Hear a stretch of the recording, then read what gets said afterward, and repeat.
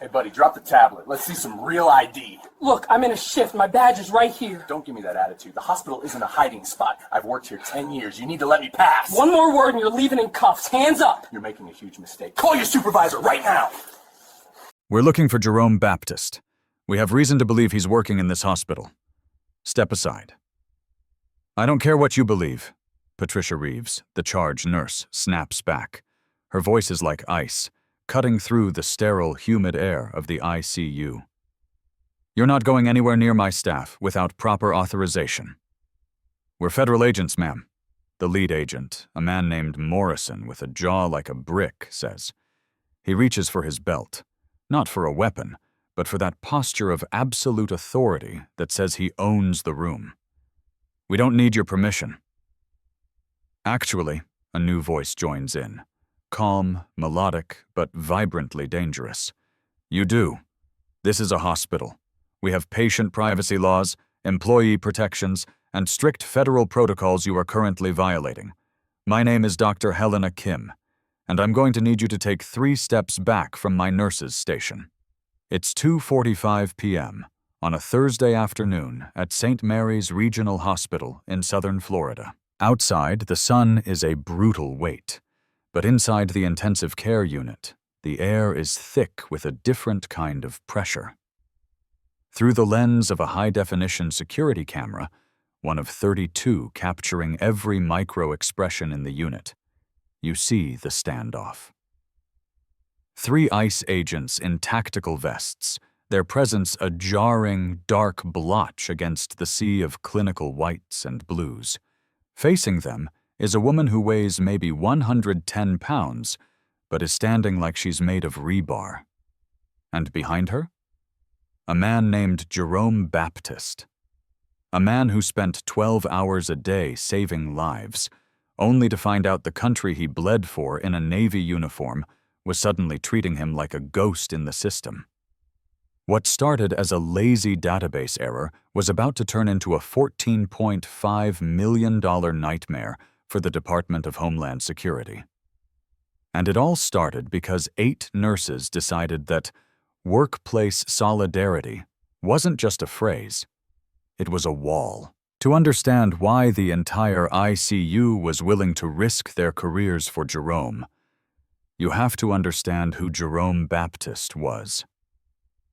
Jerome was 34 years old, a Haitian American with hands that doctors said could perform miracles during a code blue.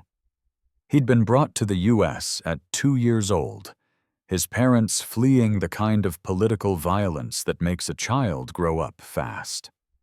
He didn't just live in Brooklyn. He survived it, put himself through nursing school, and then did something most wouldn't. He enlisted. Jerome had served as a Navy medic, a corpsman, for 6 years. He'd stabilized wounded Marines in the back of vibrating transport choppers. He'd seen the worst the world had to offer and decided his response would be to provide the best care possible. By the time he reached St. Mary's, he was a naturalized citizen. He had the certificate. He had the blue passport. He had the honorable discharge papers. He was, by every definition of the law, as American as the agents currently glaring at him. But to Agent Morrison, Jerome Baptist wasn't a veteran or a lifesaver. He was a name match. Jerome is at the bedside of a 43-year-old woman in septic shock. The room is a symphony of hums and rhythmic clicks, the sounds of a life being held together by electricity and chemistry. He's talking to her, whispering about the weather, because he believes that even in a coma, a person needs to hear a friendly voice. That's when Patricia Reeves enters. Her face is ashen. "Jerome," she whispers, "don't react. Just listen. There are 3 agents at the station. They have your name. They're asking for you." Jerome's heart rate doesn't just climb, it gallops. He can see his own vitals reflected in the stress on his face. "ICE? Patricia, I'm a citizen. I have my papers at home. I have my Navy ID in my locker." "I know," Patricia says, her eyes hardening. "And they aren't getting to you. You stay here. You focus on this patient. If they want you, they have to go through me." She walks out, and the visual outrage begins. On the security feed, Agent Morrison tries to bypass the desk. He looks dismissive, his eyes scanning the rooms like he's hunting for a runaway, not a professional. "Where is he?" Morrison demands. "Jerome Baptist. We know he's on shift." "You are disrupting a Level 1 trauma environment," Dr. Kim says, stepping into his path.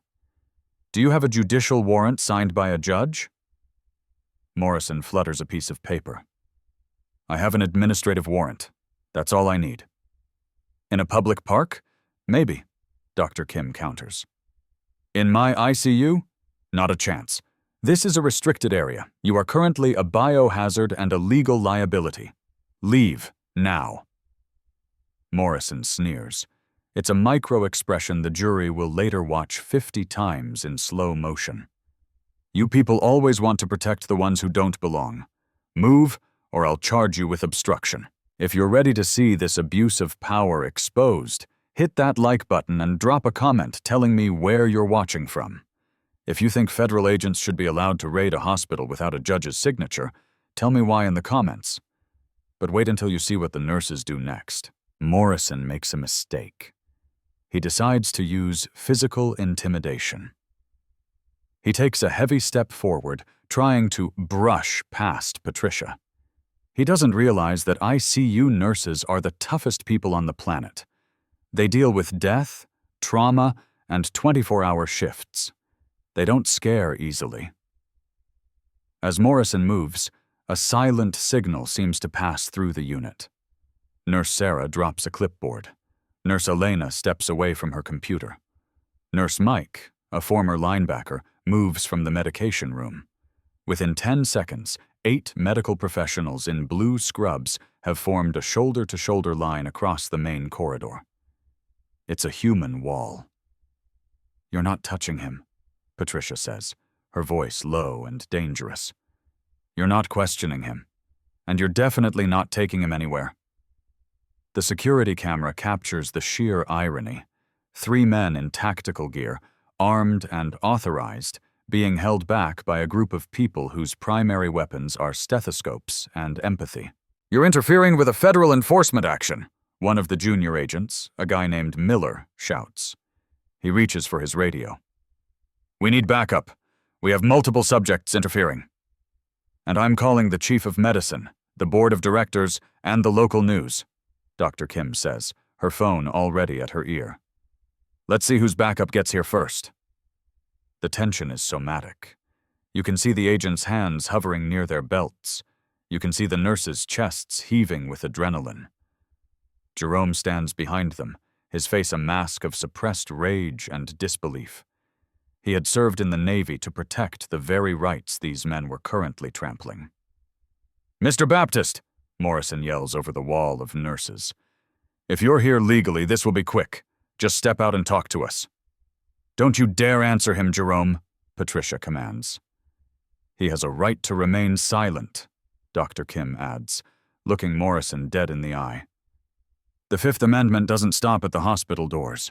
Or do you need a refresher on the Constitution you swore to uphold?" Morrison's face turns a deep, bruised purple. He is being humiliated in front of a dozen witnesses and a battery of cameras. While the standoff continues, the hospital's legal counsel, a shark named David Wu, arrives.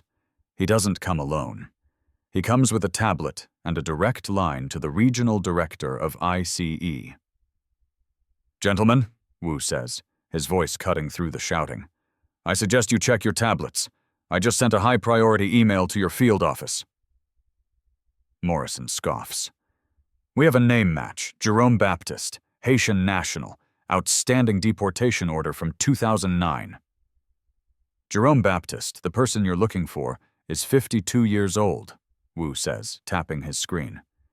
"He is 5'8". He left the country voluntarily in 2011. Your name match is a lazy database flag." He turns the tablet toward Morrison. "This Jerome Baptist is 34. He's 6'1".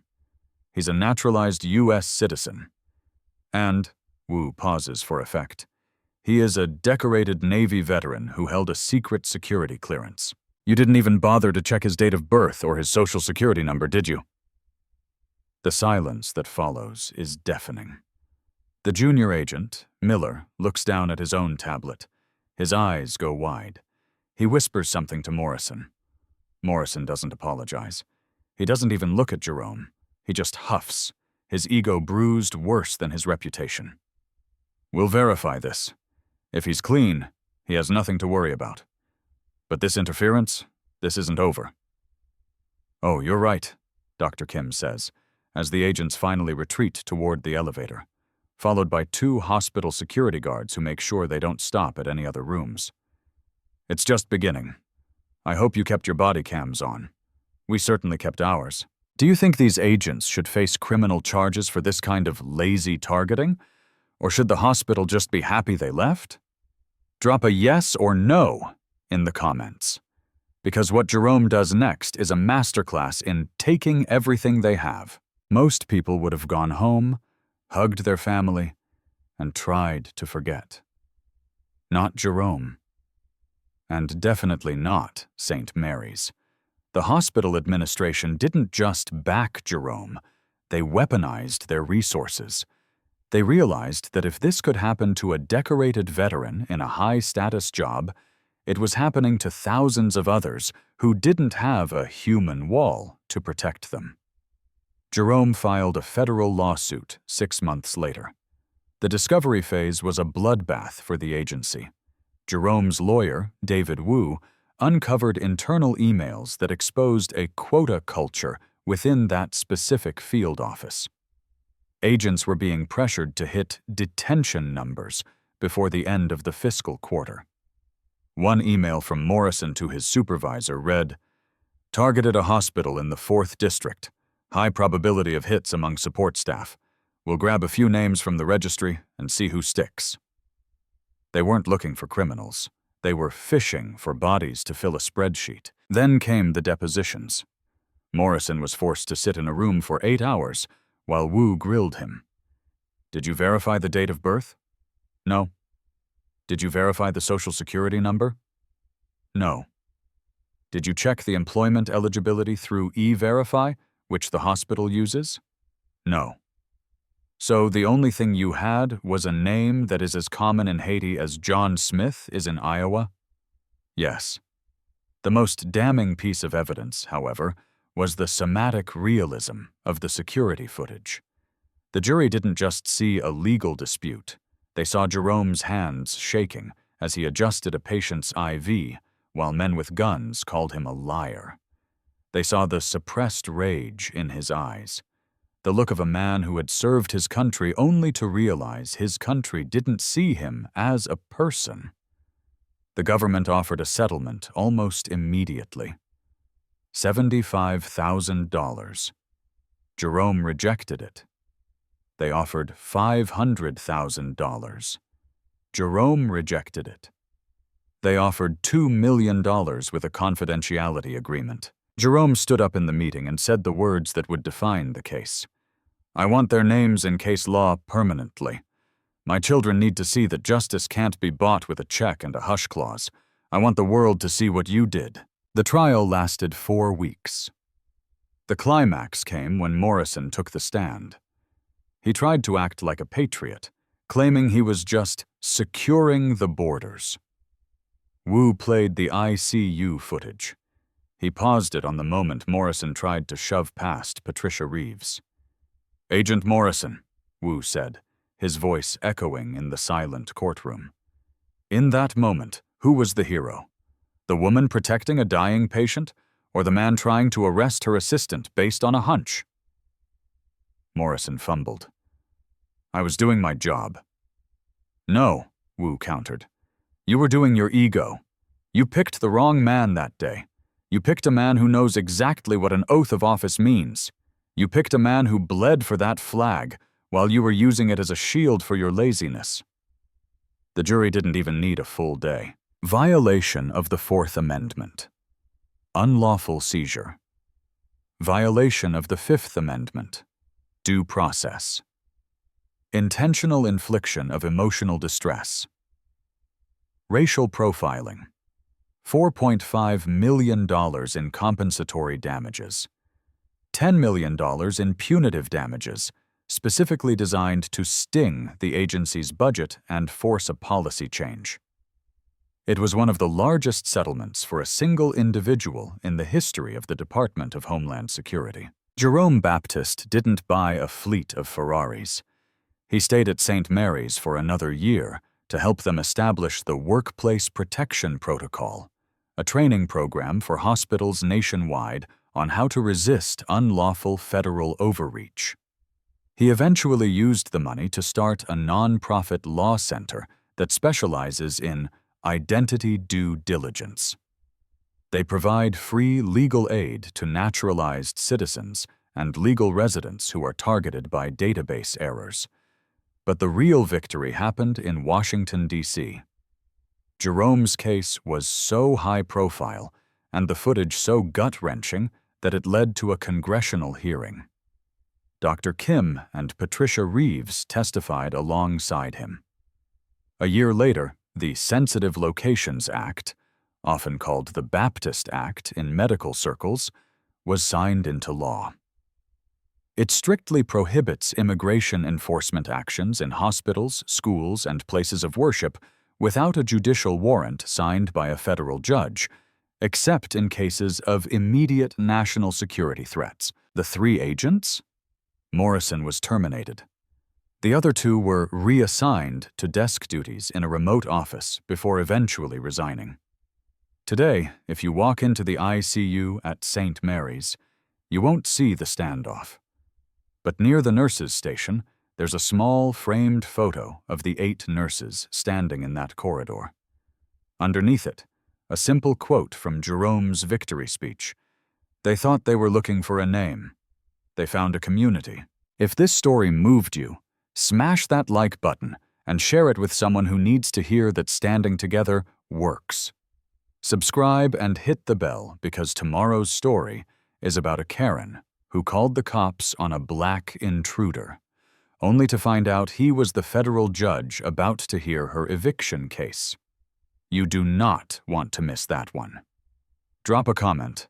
What part of Jerome's story hit you the hardest? I read every single one. The case of Jerome Baptist remains a landmark because of the somatic stress involved.